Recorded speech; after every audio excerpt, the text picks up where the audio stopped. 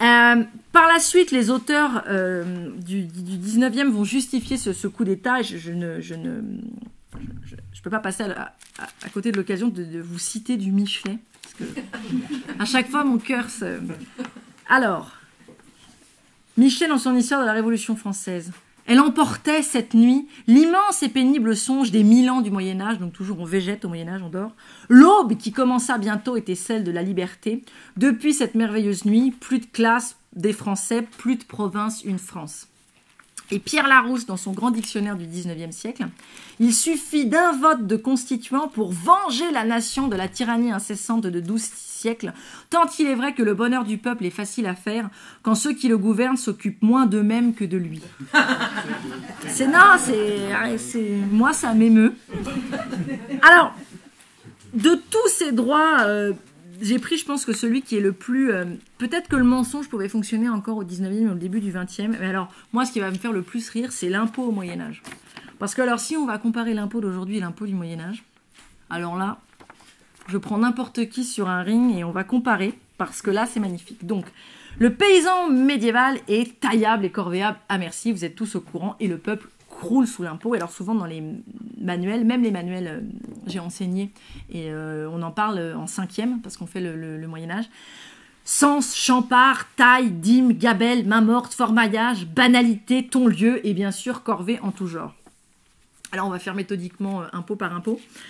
Le champard et le sens sont des loyers de la terre. Donc est-ce qu'aujourd'hui vous comptez votre loyer dans votre impôt? Je crois pas.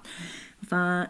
Et même l'impôt de votre commerce, par exemple, si vous êtes commerçant. Non. Et alors, le champard et le sens, c'est deux sortes de loyers différents.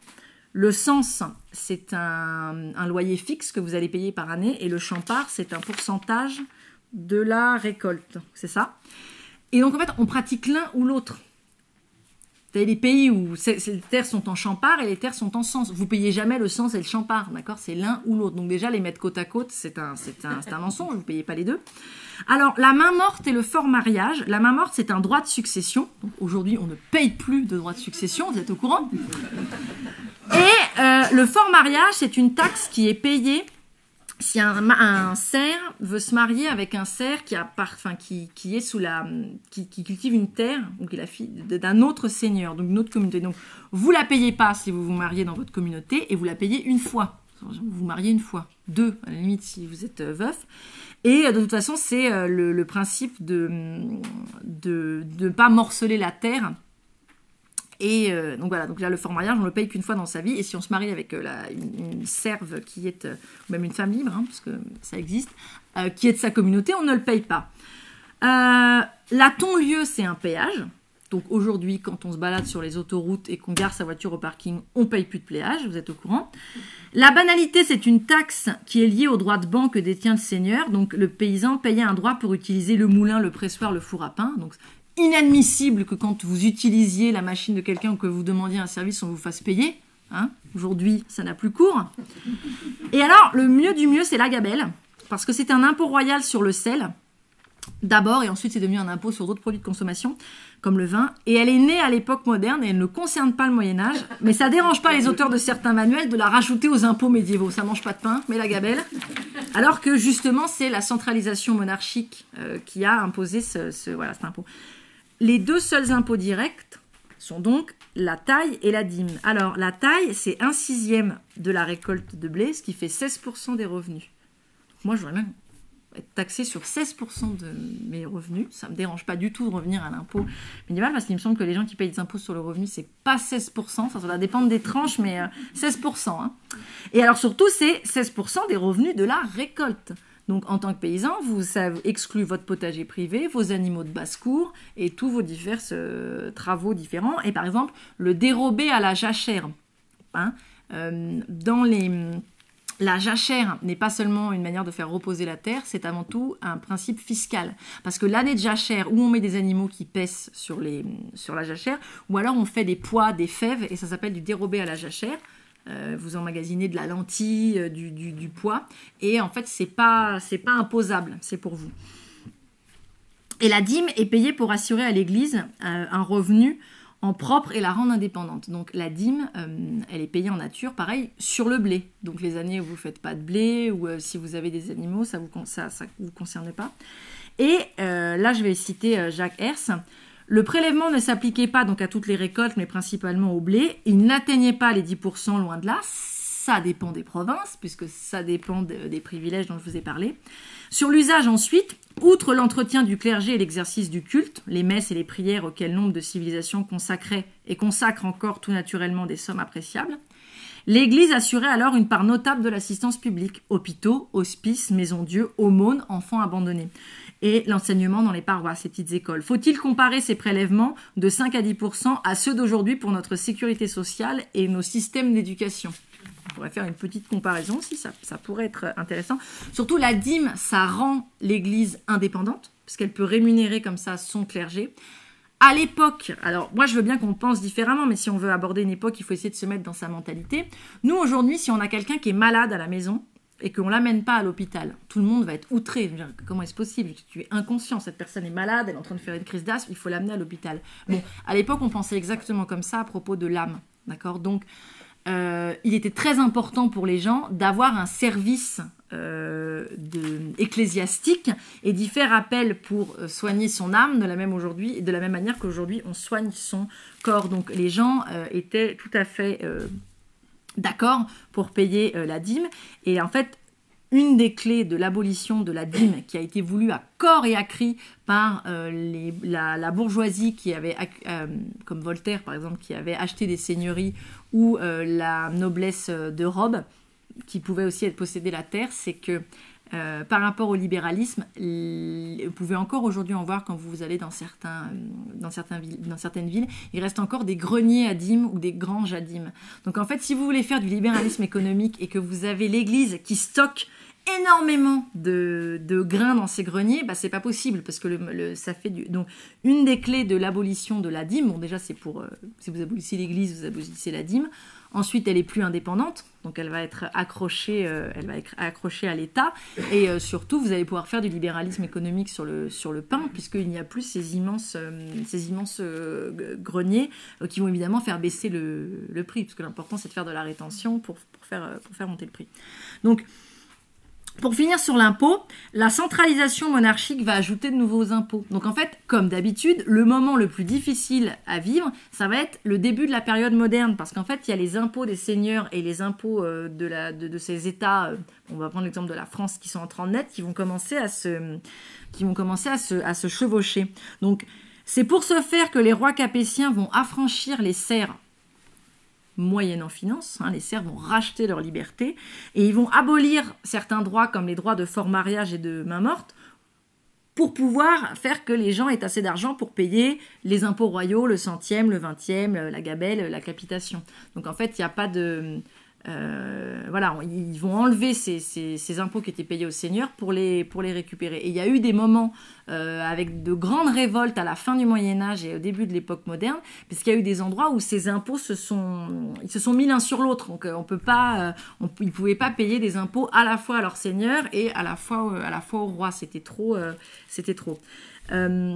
Pour finir sur l'impôt, pour essayer de faire une comparaison, j'ai François Hinckleur, qui est un historien marxiste de l'époque moderne, qui essaye comme ça de faire des comparaisons. C'est toujours un peu casse-binette de faire des comparaisons parce que c'est compliqué, mais il dit quand même quelque chose d'intéressant par rapport à cette nuit du 4 août.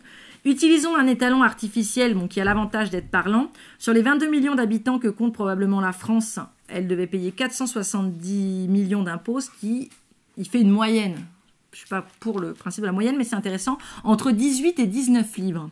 À ce moment, le salaire journalier d'un compagnon maçon, c'était à peu près 1 livre. Ainsi, un salarié moyen travaillait un peu plus de 7 jours, juste avant la Révolution française, 17 jours, pardon, pour payer ses impôts directs.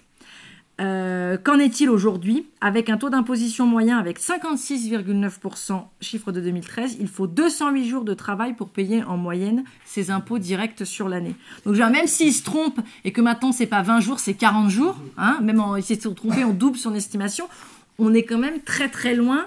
Voilà. Et alors, il se demande si la Révolution française a servi à améliorer notre condition.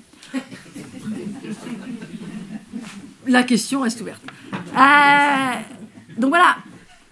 Là, parce que j'essaie d'expliquer comment fonctionnent les mensonges. Si vous mettez tous les impôts que doivent payer les gens en ajoutant les impôts qu'on paye une fois ou les taxes qu'on paye une fois dans sa vie, on peut dire n'importe quoi. Donc moi, je me suis dit, on peut anticiper sur un manuel scolaire des années 2400, par exemple. Donc, le salarié de l'an 2000 était écrasé d'impôts, impôts sur le revenu, taxes foncières, taxes d'habitation, TVA, taxes sur les produits pétroliers, CSG, taxes sur l'alcool, le tabac, redevances télé, droits de succession, droits de donation, droits de mutation, timbres fiscaux dès qu'on désirait des papiers officiels. Dès que le salarié voulait faire quelque chose, il lui fallait un permis de voiture, permis de chasse, permis de bateau, très onéreux. S'il voulait échapper à sa condition de salarié, il devenait petit patron ou auto-entrepreneur, il fallait payer la licence, les charges patronales, le RSI, il fallait respecter tellement de normes étranges et arbitraires que notre salarié faisait faillite. L'assurance était obligatoire en cas d'accident, mais aussi pour la maison, pour la voiture, sans oublier la complémentaire. Voilà, on peut le faire, hein. L'idée vraiment qui prédomine et qu'on voit encore aujourd'hui dans beaucoup de téléfilms qui ont attrait à l'Ancien Régime, à la période médiévale, c'est le faible et le fort. C'est-à-dire on a l'impression que le fort pouvait faire n'importe quoi et que les gens étaient opprimés et qu'il n'y avait pas de contre-pouvoir. Donc, dans les 3 gros mensonges sur le Moyen-Âge, c'est les droits du seigneur, à savoir le droit de cuissage, le droit de ravage ou le droit de prélassement. Donc il y a un livre entier qui a été consacré au droit de cuissage. Je veux dire, réfléchissons 5 secondes. Donc, la tyrannie de l'Église est telle que vous ne pouvez pas bouger un petit doigt de pied sans que vos curés le sachent, mais le curé est d'accord pour que le seigneur viole le sacrement du mariage. Il y a quand même un moment, c'est pas possible. Parce que donc, le droit de cuissage dit que dans certaines régions, sur certaines conditions, dès qu'un serf se mariait avec sa serve, le seigneur avait le droit de profiter de la femme pour sa nuit de noces. Donc, le livre, Régine Pernoud nous en parle, et donc ce livre sur le droit de cuissage, évidemment, le nom de son auteur m'échappe, je pourrais vous le redonner, explique qu'en fait, ce sont dans les pays de droit oraux, comme on signe pas beaucoup de papiers, il faut qu'on fasse des actes symboliques, d'accord, dont on a gardé aujourd'hui des traditions. Voilà. Et au mariage, il y a plein de choses symboliques. Aujourd'hui, on a encore gardé l'idée de la jarretière, par exemple, ce genre de choses. Et donc, il y avait l'idée que pour que le serf, par exemple, en cas de fort mariage, dont je vous ai déjà parlé, pour que le seigneur, accepte que le serf se marie dans une autre... il pouvait rentrer dans la chambre, passer son pied dans le lit pour dire symboliquement qu'il était d'accord et qu'en fait, de rites comme ça, Voltaire en parle. Et puis ensuite, voilà, on a brodé sur le droit de cuissage. Le droit de ravage, c'était... On a raconté que le seigneur avait le droit il était à la chasse, il suit un sanglier et il peut ravager son champ. Je vous rappelle que son impôt, c'est un sixième des récoltes. Donc, le type qui va ravager son champ, ça n'a quand même ça n'a pas de sens. Alors, le droit de prélassement, c'est mon préféré. C'est le seigneur, lors des nuits d'hiver, il était à la chasse, il avait le droit d'éventrer un de ses cerfs pour se chauffer les pieds dans ses entrailles fumantes. Donc, ce qui est horrible, c'est de penser que c'était des droits. Je veux dire, les téléfilms nous montrent un seigneur qui a le droit de tuer quelqu'un dans la rue comme ça en plein jour. Je ne suis pas en train de dire qu'il n'y a pas des seigneurs qui ont abusé au Moyen-Âge et qu'il n'y avait pas évidemment de toute façon, beaucoup d'archives du Moyen-Âge, c'est des procès ou des réglementations. Donc, qu'il y ait eu ça et là des gens qui aient abusé, je veux dire, est-ce que encore aujourd'hui ça n'existe pas? Il me semble que si, mais de dire que c'était le droit, est-ce que vous imaginez une société dans laquelle on aurait le droit de tuer, d'accord? Une société chrétienne, une société dans laquelle on aurait le droit de tuer, c'est un peu bizarre, mais alors une société chrétienne dans laquelle on aurait le droit de tuer, alors que c'est un commandement, c'est ridicule. Donc, bien évidemment, et c'est comme aujourd'hui, les puissants, ils faisaient, je vais être vulgaire, ils faisaient leur saloperie porte close et personne ne le savait. Vous imaginez bien qu'un seigneur, il n'allait pas sur la plage du marché et il pouvait pas tuer quelqu'un comme ça en plein jour, puis ranger son épée, puis repartir comme ça. Non, bien évidemment, je veux dire, ça n'a aucune sens. Donc c'est vraiment une idée toujours vivante aujourd'hui que le droit n'existait pas, que la société dans son entier était soumis au pouvoir féroce d'un seigneur. Et surtout, c'est que les archives nous disent le contraire. Donc, j'avais l'archive donc cité par Georges Duby, c'est les archives des Bouches-du-Rhône. Donc on est pas très, donc Bouches-du-Rhône, on ne doit pas être très loin de Marseille, donc dans les années, j'ai pas l'année, 1337. Donc an de l'incarnation du Seigneur 1337, le 25 juillet. Je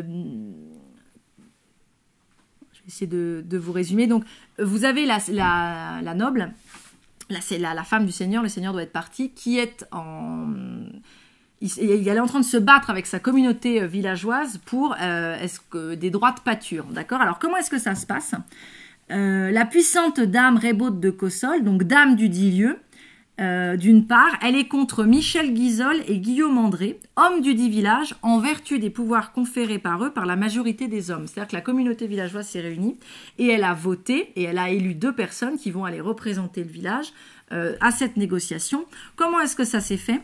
Donc ça a été fait en parlement public par moi, le notaire, qui écrit après que hier matin ait été fait une criée par Pierre Bien, criée qui a été fait par le mandement du bailli. Alors comment ça se passe, cette société qui n'est pas organisée? Vous avez le bailli, c'est-à-dire le représentant du roi, qui dit d'accord, pour que tout le monde soit au courant, on va organiser une criée. Donc la personne va passer dans les villages et va lire un texte. Le bailli fait écrire par le notaire, la criée a lieu, le crieur dont on a le nom passe dans tous les villages, dit demain il y a réunion, comme ça, parce que j'imagine qu'il y a des petits hameaux, les gens se réunissent et là ils votent et ils vont finir par obtenir gain de cause dans ces histoires de pâturage, ils vont se séparer, on est toujours un peu dans cette idée médiévale. Donc l'hiver, la dame va avoir les droits de pâture, par contre l'été, les pâturages seront pour les paysans, alors à moins que ça soit l'inverse. Donc là on a quand même une société qui est extrêmement organisée, tout est pensé, tout fonctionne, on a les noms, c'est fait dans les règles de l'art, et la communauté villageoise qui a élu, tiens, il y a des élections, ça veut dire que c'est démocratique, c'est bizarre, élit des gens pour les représenter dans une affaire bien précise, et ils obtiennent un gain de cause qui est la base de la société médiévale. On n'est pas dans des procès à l'américaine où le but est de détruire son adversaire et d'obtenir des dommages et intérêts. Le but est de trouver un compromis. Ce qui restait de la justice médiévale en France et qui est en train d'être détruit par les lois Macron, c'était la justice prud'homale, qui était un prud'homme, ça venait du Moyen-Âge, et c'était, je ne sais pas s'il y a des gens qui ont eu affaire ici au prud'homme, qui était vraiment, ça fonctionnait très bien, puisque le but c'était l'entente, de mettre les gens et de faire respecter les droits de chacun. Ça, c'est vraiment la vision de la justice médiévale. L'intérêt, c'est d'obtenir un accord. Et là, on voit bien que la communauté villageoise a obtenu un accord. Ils se sont entendus et ils ont décidé que voilà, ça allait s'organiser. Donc, je vais aborder maintenant la troisième et dernière partie. Ça va, vous tenez le... Donc, ma prétention est de vous montrer que l'égalité d'éducation n'est pas une utopie, que c'est un principe, qu'elle est un droit incontestable et qu'en pratique, cette utopie apparente est dans l'ordre des choses possibles. Discours de Jules Ferry. On arrive à la Troisième République. L'histoire de France et des Français, c'est celle de son affranchissement. D'accord ? Nos ancêtres, les Gaulois, vivaient dans des huttes basses. C'était dans un manuel d'histoire. Les mecs, ils étaient même pas assez intelligents pour faire des maisons à leur taille.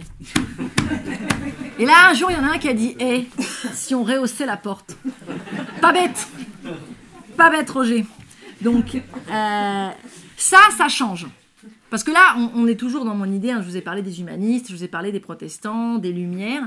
Là, il y a quelque chose de nouveau qui se passe parce que Rousseau, dans la Nouvelle Héloïse, il disait « N'instruisez pas l'enfant du village, car il ne convient pas d'être instruit. » Et Voltaire, dans l'essai d'éducation, enfin, il répondait à La Chalotais, qui avait écrit un texte qui s'appelait « Essai d'éducation nationale », il disait « Je vous remercie d'avoir proscrit l'étude chez les laboureurs, moi qui cultive la terre. » Il possède des terres, hein, il n'est pas derrière la charrue. « Je vous présente requête pour avoir des manœuvres et non des clercs tonsurés.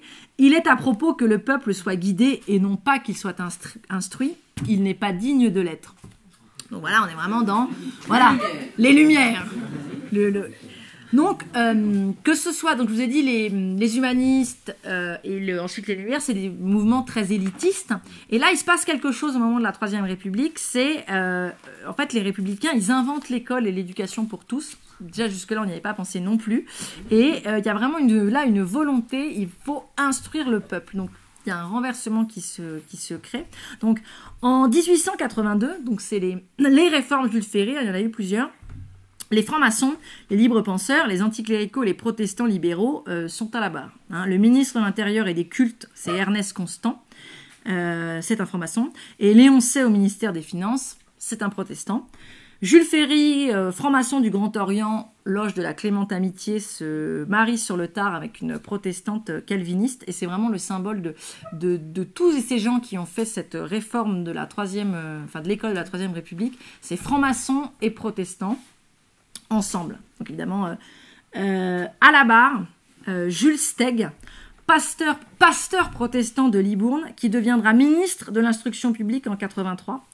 Ferdinand Buisson, pasteur protestant de Neuchâtel, qui est à la direction de l'enseignement primaire, qui en 1890 est professeur de pédagogie à la Sorbonne, et alors lui, il est déjà là présent, et c'est lui qui va rédiger les textes de 1905 de la séparation de l'Église et de l'État. C'est un pasteur. Hein.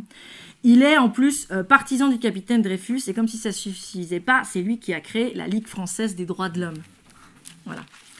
Et notre troisième, donc Steg, Buisson et Félix Pécaud, pasteur protestant, inspecteur général de l'instruction publique, chargé par Ferdinand Buisson de fonder l'école normale supérieure des jeunes filles, qui va être dirigée par Jules Steg. Donc, il se passe les trucs, tiens, t'en veux, je le crée, je te le donne.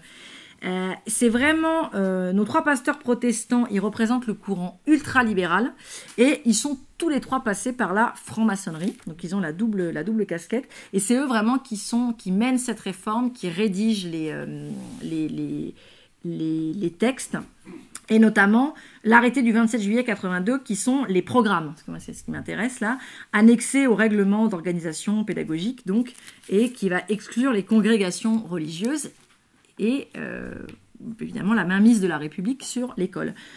Jules Steg, il ne fait pas que être ministre et mener la réforme, il écrit directement des manuels, notamment les manuels publiés par Fernand Nathan.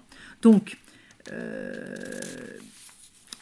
c'est presque encore plus beau que Michelet. Je crois que là on a trouvé un concurrent sérieux, un challenger. Depuis des siècles, donc Jules Steg, mon pasteur protestant, ministre de l'Instruction publique. Depuis des siècles, la France gémissait sous le joug des rois et des seigneurs. Ils étaient les maîtres et le peuple n'avait aucun droit. Ils travaillaient pour eux, ils payaient toutes les dépenses, il était foulé aux pieds et souvent il mourait de faim. On disait de lui qu'il était taillable et corvéable à merci, c'est-à-dire que ses maîtres pouvaient lui imposer à leur volonté toutes les corvées et toutes les contributions inimaginables, qu'on appelait la taille, le sens, la gabelle, la dîme. Quand il ne voulait pas travailler pour les seigneurs, on le battait et on le jetait en prison. Quand il ne pouvait plus payer les lourds impôts qui l'écrasaient, on vendait sa maison, ses outils, on jetait les pauvres gens dehors dans les bois où ils se nourrissaient d'herbes. Soumis à tous les caprices de ses maîtres, le peuple ne jouissait d'aucune liberté. Il ne pouvait ni suivre la religion qui lui convenait, ni diriger les affaires de la ville ou de son village, ni exercer les métiers qui vous convenaient. Donc là, on a un concentré de tout ce que je vous ai parlé depuis le début. Vous êtes sur le livre moral du petit citoyen. Paul Bert, qui était ministre de l'Instruction publique juste avant lui, donc un confrère, c'était un Bourguignon, il était né à Auxerre, libre penseur, lui, alors pas du tout protestant, libre penseur, franc-maçon, athée convaincu. Lors de l'affaire des congrégations, donc c'est-à-dire le moment où on a exclu les congrégations religieuses de l'enseignement, il présidait un banquet au Conseil général de Lyon. Il porte un toast à la destruction des deux phylloxéras. Donc on était en pleine crise du phylloxéra dans le vignoble bourguignon. Le phylloxéra qui se cache sous la vigne et le phylloxéra que l'on cache avec des feuilles de vigne. Donc c'est bien sûr l'Église catholique. Pour le premier, nous avons le sulfure de carbone et pour le second, l'article 7 de la loi Jules Ferry. Donc les congrégations religieuses n'ont plus le monopole de l'instruction. S'il ne répond pas à notre attente, nous n'hésiterons pas à chercher un autre insecticide plus puissant pour sauver la France. Et alors là, je vais vraiment vous citer, vous allez voir où est-ce que je vais en venir, la très belle citation de Pierre-Charles Victor Courdavaux, qui était professeur à la faculté de lettres de Douai. Il fait une conférence à sa loge de l'Étoile du Nord en 1880, et il dit « La distinction entre le catholicisme et le cléricalisme est purement officielle, subtile pour les besoins de la tribune, Mais ici, en loge, disons-le hautement pour la vérité, le catholicisme et le cléricalisme ne font qu'un, et comme conclusion, ajoutons qu'on ne peut à la fois être catholique et républicain, c'est impossible. Alors moi, j'aime bien quand c'est eux qui disent. Mais pourquoi est-ce que je vous parle de tout ça? C'est parce qu'à partir de ce moment-là, la République, ça devient la France. Et la France, ça devient la République. Qu'est-ce que vous faites de l'histoire du Moyen-Âge? Elle ne peut pas rentrer. Là, c'est impossible de faire rentrer le Moyen-Âge et la société du Moyen-Âge dans cet état d'esprit. Ça n'a pas sa place. C'est-à-dire que la société médiévale, sa mentalité, sa culture, son organisation sociale et politique, ils ne peuvent pas être dissociés du christianisme et des institutions ecclésiastiques. D'accord? Donc, le Moyen-Âge, on ment évidemment sur lui et la République n'a pas d'autre moyen que de mentir ou, et on en est là aujourd'hui, ne plus l'enseigner, parce qu'il est en train de disparaître peu à peu des programmes, parce qu'elle ne peut rien en faire. Elle ne peut pas le faire rentrer dans le moule républicain. C'est pas possible, et de toute façon, toutes ces valeurs lui font horreur. Donc, les seules figures médiévales qui vont être sauvées des manuels, donc là de 1882-84, c'est Jeanne d'Arc, parce qu'il faut une héroïne, Saint-Louis, rendant la justice sous son arbre, jamais rendu sa justice sous un arbre, et Charlemagne, parce que on peut pas le laisser aux Allemands, qui viennent déjà de nous piquer l'Alsace et la Lorraine, alors on garde Charlemagne. Et voilà, toute la production philosophique, culturelle et politique, économique et sociale du Moyen-Âge est ensevelie donc sous un flot de mensonges, de poncifs et de ténèbres, en fait, à ce moment-là. Et il est gravé... Enfin voilà, on nous l'inculque à l'école dès qu'on est des petits pour des générations. D'ailleurs, pour ceux qui étaient là, je ferai une petite incise, le Tour de France par 2 enfants, qui a servi à lire à toute une génération, même à plusieurs générations de Français, a été écrit par une femme qui était calviniste, donc une protestante, et qui a, comme elle ne voulait pas dire que c'était une femme, qui a signé sous un nom de plume, c'était G. Bruno, et c'est donc par rapport au martyr de Giordano Bruno. Donc ceux qui étaient présents au moment de la conférence de Marion savent que donc voilà, on cherche encore quand, où et à quel moment a eu lieu le martyr de Giordano Bruno, parce qu'aux dernières nouvelles il était mort dans son lit. Donc voilà, j'ai trouvé ça assez marrant. Donc je vais conclure. Ces siècles de propagande ont porté leurs fruits, et aujourd'hui le Moyen-Âge est synonyme de barbarie et de terreur. Et aujourd'hui, il y a quelque chose d'encore pire qui se passe, c'est que les références culturelles sont oubliées. C'est-à-dire que pour comprendre les chapiteaux des églises, par exemple savoir que là, le saint avec son petit chien, c'est Saint Roch qui protège de la peste, qu'avec sa palme et sa plume de pan, on voit Sainte Barbe, que... celui qui l'avait fait mettre à mort, ayant été foudroyé, elle protège de la malmort, c'est-à-dire sans les sacrements, et de la foudre, et que par extension, elle est devenue la patronne des métiers dangereux liés aux explosions, tels que les artificiers, les artilleurs, et que du coup, les pompiers la fêtent encore aujourd'hui le 4 décembre.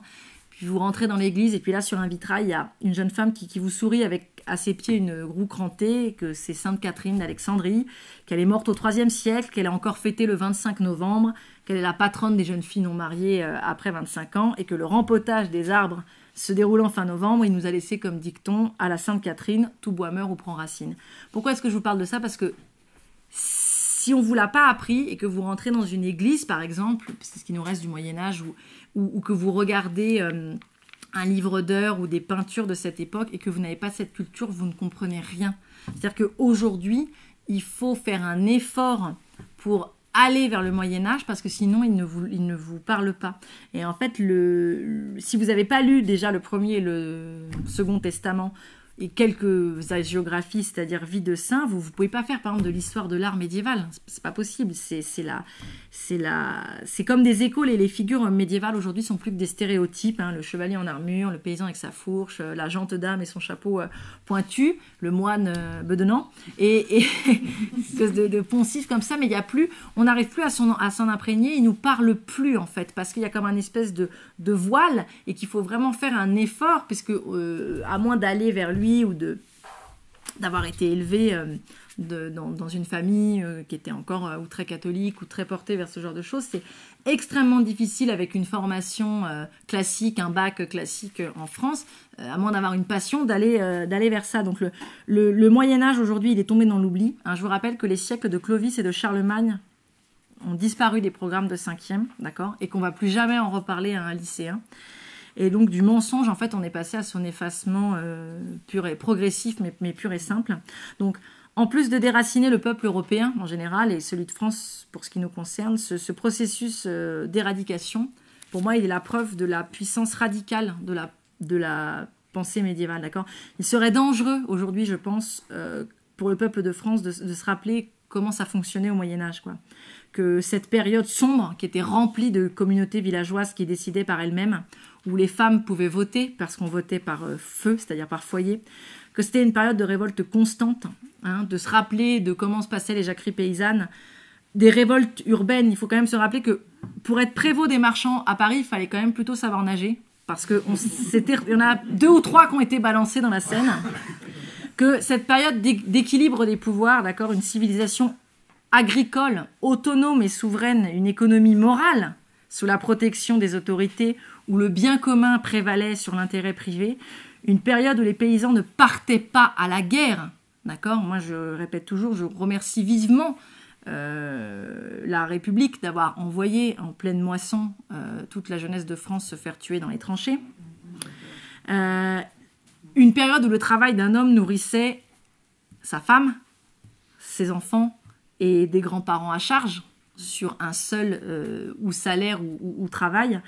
Une période où on se préoccupait du salut de son âme.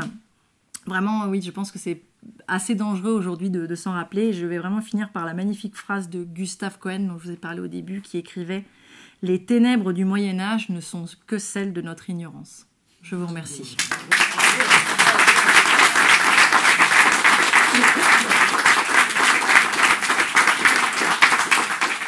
J'ai une question. Est-ce que cette propagande anti-Moyen-Âge existe aussi dans les autres pays d'Europe? Ça dépend. Les pays de l'Est, pas du tout. Par exemple, alors c'est plus la Tchécoslovaquie, la République tchèque, la Slovaquie, ils font encore des festivals médiévaux, mais qui font le plein. Et c'est encore une culture vivante parce que, bon, même si je suis pas d'accord avec ce genre d'art, il y a beaucoup, par exemple, de groupes de musique un peu techno et tout, qui utilisent encore des pochettes avec l'idée du Moyen-Âge. Et ils sont très portés, ils font des festivals et ils essayent de faire vivre... ils font encore des combats d'épée comme ça. Après...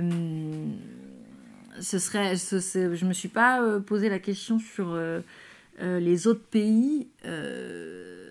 En Italie un petit peu, mais parce qu'ils ont l'époque romaine et puis ensuite la Renaissance, donc c'est vrai qu'elle est un peu oubliée et reléguée derrière, mais je pense pas qu'il y ait autant de... Dans les pays protestants où justement... Ouais, à mon avis ça doit être ça, oui, parce que par exemple en Allemagne et surtout dans l'Est, ils disent que les chevaliers teutoniques ont tué.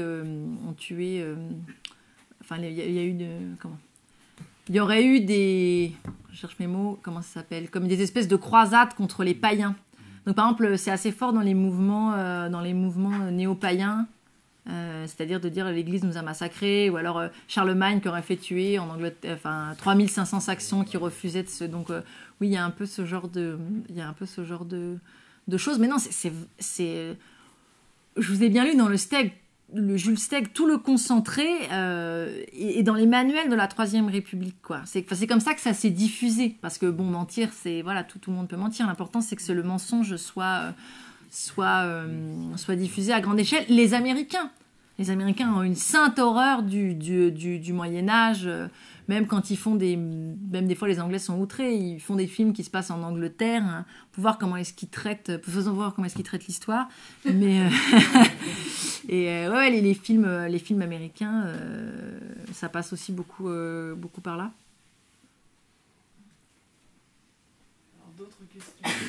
Oui, alors je vais continuer sur la lancée de la question. Justement, est-ce qu'un Sylvain Guggenheim aurait eu le même traitement en Allemagne en Russie, en Italie, en Espagne. Sylvain Guggenheim, c'est un historien médiéviste, assez brillant, je crois, qui s'est fait connaître notamment entre son ouvrage Aristote au Mont-Saint-Michel, où il a parfaitement démontré que ce que vous avez magistralement évoqué, le magnifique héritage qui n'était absolument pas inconnu au Moyen-Âge des héritages grecs classiques, grecs ou romains. Et je pense qu'il y a une singularité française, il ne faut pas se cacher, pas 50 histoires, j'abonde dans ce qui a été dit. Pour des raisons d'ailleurs connues.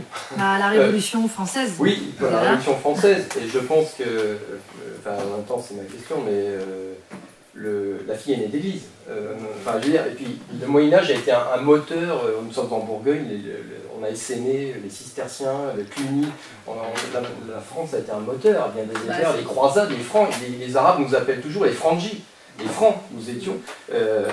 Donc, je pense qu'il y a une singularité. Enfin, bon, c'est en même temps une question, mais est-ce que Sylvain Guggenheim, qui est un symbole de quelqu'un d'honnête, qui a écrit un livre, Charlie Hebdo, il paraît qu'il y avait début janvier, il y a quelques mois, une liberté d'expression totale en France, et puis bon, en fait, on vire même un présentateur de France 2 il y a 2 semaines. Oui. Non, mais en plus, ce qui est intéressant, c'est que j'aime beaucoup le travail de Sylvain Guggenheim sur la culture. Et je veux dire, et en plus, ce qui est intéressant, c'est que tout le côté économique et le libéralisme, en plus, il le voit pas, il l'inscrit pas dans ses études.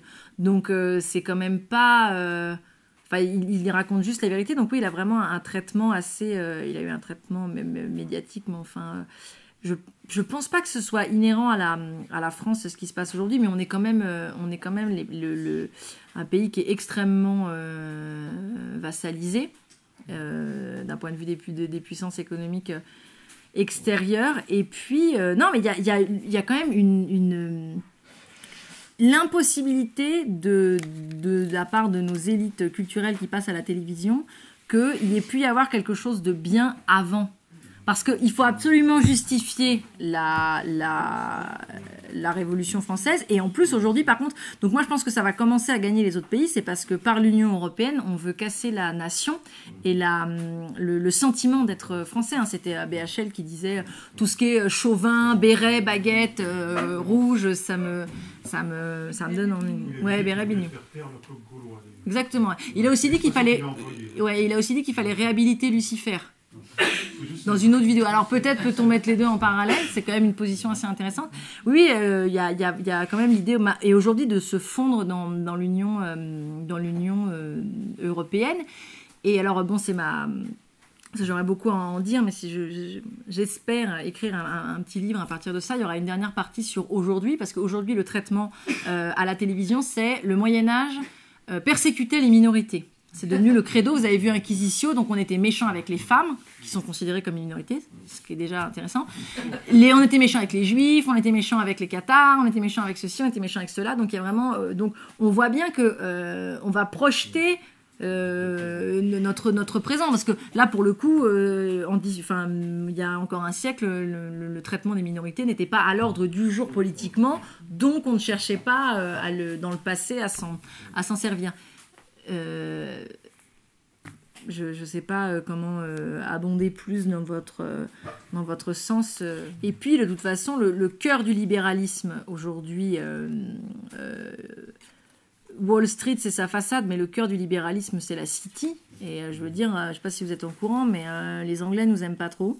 Et nous non plus, on leur rend bien. Et oui, moi je disais toujours, c'est quelque chose que je disais beaucoup, je disais à mes amis qui faisaient de l'histoire, beaucoup faisaient de l'histoire contemporaine, et je leur disais non mais vous pouvez aller vous battre tant que vous voulez avec les Allemands, moi je vous le dis, regardez le Moyen-Âge, la guerre, elle était contre l'Angleterre, et aujourd'hui la guerre économique, elle est contre son rejeton qui sont les États-Unis. Et oui, il y a vraiment une idée de modèle. Il y a une idée de modèle. Je sais pas si vous imaginez à quel point notre culture est méprisée à l'étranger par les élites anglaises. Je parle pas des Anglais, des Américains, du peuple évidemment, mais je vous parle des élites.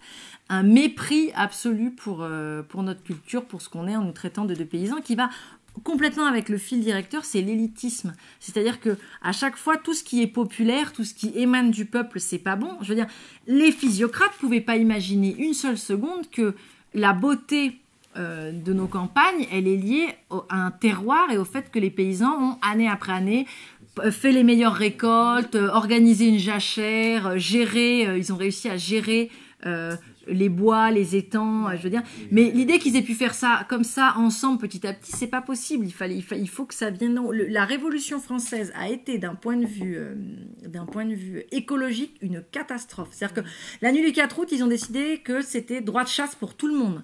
Ça a été la folie. Tout le monde est sorti avec son fusil, chassé n'importe comment. Et là, ils ont ravagé les champs. Alors, un an après, ils ont rétropédalé. Ils ont dit on va faire un permis et puis on va délimiter les endroits où on peut chasser. Et les forêts, la gestion des forêts a été une catastrophe. Ils se sont mis à couper toutes les forêts. En Bretagne et en Vendée, ils ont coupé les forêts, ils ont brûlé les forêts parce qu'il y avait les Vendéens et les Chouans qui se cachaient dedans. Et même aux alentours de Paris, sous la Restauration, il a fallu relancer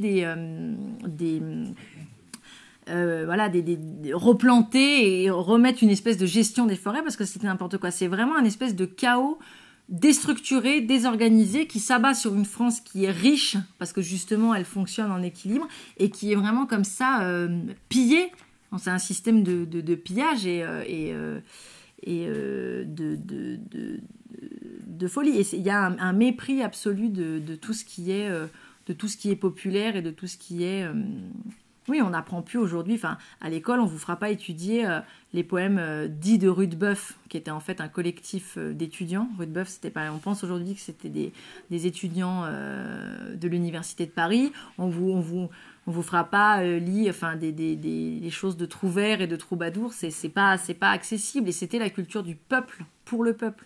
Non, aujourd'hui, qui comprend l'art quand vous allez dans une exposition, c'est pas pour vous, quoi. Vous comprenez pas. C'est pas. Donc il y a vraiment une force populaire et réelle dans la civilisation, dans le Moyen-Âge. Et tous les mouvements dont je vous ai parlé, qu'ils soient culturels, politiques ou religieux, le fil rouge qui les unit tous, c'est l'élitisme. Il y a les règles et les normes pour les gens qui sont en haut, et il y a les règles, les normes, la morale pour ceux qui sont en bas. Alors que le Moyen-Âge avait une verticalité. Et il avait une verticalité parce qu'on vivait au moment... C'est ce que je vous ai dit. Quand le seigneur et sa femme et sa famille, ils sont au milieu du village. Quand ils sortent, ils les voient. Aujourd'hui, de quoi on meurt? On meurt du fait que les décisions, elles sont prises à Bruxelles et qu'on ne peut pas y aller, et que les grands groupes multinationaux, ils n'ont pas de visage, ils n'ont pas de chef, ils n'ont pas de... Alors que au Moyen-Âge, aussi, je vous parlais des prévôts de Paris, dont Étienne Marcel, mais ce ne fut pas le seul à avoir fini dans la Seine. C'est quand il y avait un problème, on savait où est-ce qu'il fallait aller, et on chahutait un peu le type. Les révoltes parisiennes, pour ce qu'on connaît, sont d'une violence. Est-ce que vous savez que la porte-maillot, c'est lié à la révolte des maillotins, et que les types, ils ont pris 2000 marteaux en plomb et en fer, et qu'ils ont été tapés sur la place de Grève, voilà. Genre, nous, aujourd'hui, avec nos manifestations, on fait un peu... J'appelle pas à la violence et à ce genre de choses, mais ce que je veux dire, c'est que le peuple écrasé, qui ne savait pas quoi faire et qui réagissait pas, c'est pas vrai. C'est aujourd'hui. C'était pas avant. Incroyable, ouais. Oui, le problème aussi, c'est que ça a contaminé un peu l'Église. C'est-à-dire qu'un document comme l'imitation de Jésus-Christ, c'est très mal vu dans l'Église.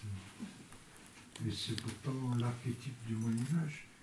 Mais l'Église a été tellement attaquée, je veux dire, entre la Révolution française qui a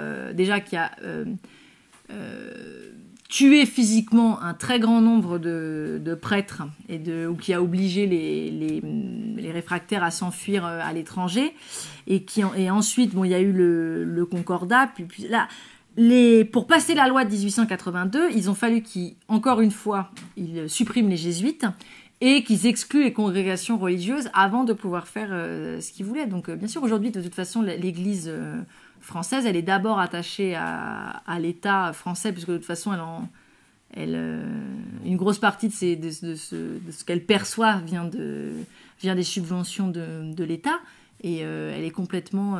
Tu es sûr de ça? Ah oui. De toute façon, il n'y a plus d'argent pour par exemple, aujourd'hui, c'est le patrimoine qui s'occupe des églises. Oui, Il n'y a pas la possibilité. Ah ouais, mais quand ton église tombe en ruine, c'est les communes qui s'en occupent. Donc, oui, l'église a été soumise, a été matée, et aujourd'hui, c'est une église sous la botte. Hein. Parce que aujourd'hui, les gens disent oui, le peuple français, il se révolte pas. Si, il s'est révolté. Il s'est révolté en 89 et il s'est fait massacrer. Puis ensuite, il s'est révolté en 1830 puis il s'est fait massacrer. Puis il s'est révolté sous la Commune et il s'est fait massacrer. Et ensuite, toute la jeunesse française s'est fait envoyer en 1914, donc dans la Grande Guerre. Donc il y a un moment, faut bien comprendre que les révoltes, les gens qui sont résistants, il y a eu des révoltes et on les a perdus successivement, quoi. Donc c'est toi qui dis que nous sommes des polytraumatisés de ce système, quoi. Donc moi, vraiment quelque chose que je peux plus entendre, ça. Oui, aujourd'hui, on bouge pas, on fait rien. Bah ouais, mais les dernières fois qu'on a bougé, on est mort, quoi. Donc c'est pas moi, je n'ai pas participé directement aux révoltes, j'étais pas née, mais c'est quand même de plus en plus difficile, quoi. Ce qui est, par exemple, il y a quelque chose qui est très beau, et c'est là qu'on voit qu'on est beaucoup plus proche, peut-être aujourd'hui, par exemple, de nos ancêtres, c'est quand on regarde les prénoms. C'est très marrant, c'est que quand on regarde les prénoms Marion au 18e, ou moi dans mes textes, il y a, là je vous l'ai lu, il y a des Renaud, il y a des Jean, il y a des Marie, il y a pas de Paul, mais il y a des Pierre, Françoise, Richard. On a l'impression, alors que quand vous êtes au 19e, vous avez beaucoup de noms complètement, Gracchus Babeuf, Théodore, Casimir, comme Casimir Perrier, ils ont des prénoms complètement bizarres. Et alors que on se sent plus en territoire connu avec les noms du 12e et du 13e siècle qu'avec les noms du 19e. Du 18e jusqu'à la Révolution, les prénoms sont les mêmes qu'aujourd'hui. Ouais. J'ai regardé des milliers de prénoms à travers des listes d'enfants qui rentraient à l'école générale. Il y a des Marie-Claude, Antoine, Françoise, Marie-Françoise, Jeannette. C'est des prénoms qui ont cours encore. Bah, là, j'ai un Michel, un Guillaume, un André. On pourrait totalement être aujourd'hui, hein, Michel, Guillaume, André, on est sûr. Oui, maintenant, il commence à y avoir les prénoms américains, mais quand vous regardez les prénoms du 19e, ils sont... il y a les espèces de prénoms grecs qui sont remis, enfin, ils ont tous des... Comment ? Oui, c'était même pas des noms de naissance, c'était des noms... Numa Fustel de Coulanges, l'historien. Oui, absolument.